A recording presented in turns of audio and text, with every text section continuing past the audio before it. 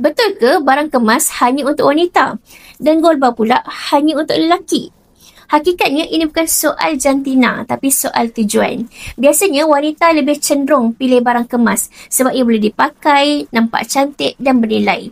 Barang kemas seperti 916, gelang, rantai dan cincin pula sekadar perhiasan tapi aset mudah alih kalau mereka perlukan duit tunai.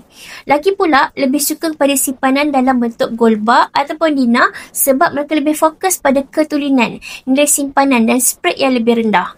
Gold bar 24 karat ataupun 999.9 ni lebih sesuai untuk simpanan jangka masa panjang dan pelindung nilai. Tapi jangan salah faham, ramai wanita bijak hari ni dah mula juga simpan gold bar dan dinar. Dan ramai juga lelaki beli barang kemas untuk isteri sebagai aset keluarga. Jadi persoalan sebenar bukan siapa yang simpan, tapi mengapa kita simpan. Ingin pakai dan cantik, pilih barang kemas. Ingin simpan dan gandakan aset, pilih gold bar ataupun dinar. Yang penting, kedua-duanya adalah emas. Dan emas tetap emas, ia kekal bernilai walau apa pun bentuknya. Cuma bezanya cepat ataupun lambat untung sahaja.